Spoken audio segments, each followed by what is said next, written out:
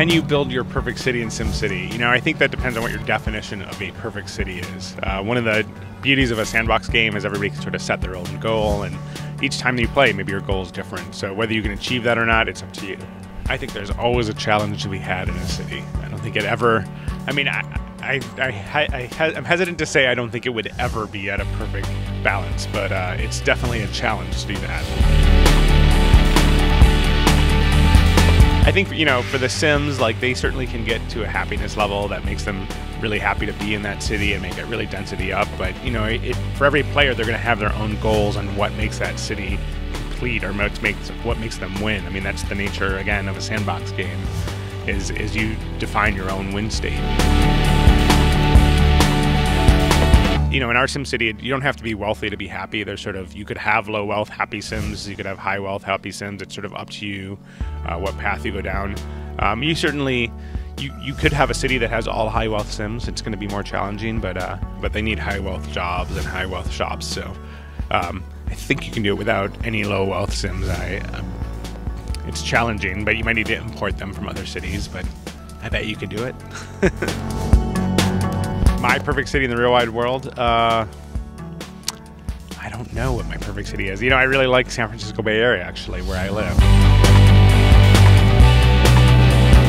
We do have a lot of detail on sort of how you can manage your roads and your traffic. And one thing, you know, different types of roads will actually create different types of intersections. So sometimes the intersections will have stoplights versus other times they'll have stop signs. So you can get down to that level of sort of where you want your lights and your signs to really help your traffic flow better through your city. And the fewer vehicles you have on the road, the more smoothly your traffic will flow. Like if you take a medium density street and intersect it with a high density avenue, your medium density streets will have stop signs, but your high density avenue won't have anything. And so it really allows you to sort of help that traffic flow better through the city. And it does make a big difference. I mean, part of that is because every car is simulated because of glass box. You really need to be conscious about how each one's traveling through the system.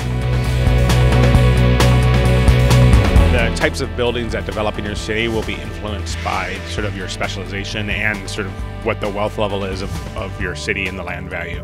And so if you have like a university in your city, you may see more dormitories pop up. Or if you have industrial city, you may see more sort of industrial themed commercial buildings and industrial buildings pop up. Well, what we have in this new SimCity is you can actually open up your buildings in a building editor and add additional modules. So certainly you can customize them somewhat how they look and how they function in that way. Is it possible to build a city alone that has everything it needs? Well, with a single city, you can get so far. You only get so far without the help of other cities, I think. It depends on, I mean, I'm sure our players will find a way to get pretty far with a single individual city, but it really makes a big difference when you have that multi-city, because you can outsource some of your goods or some of your people or some of your services. I think you can get everything you need within one city, but as for how big that city will grow, we'll see. We'll see what players can do.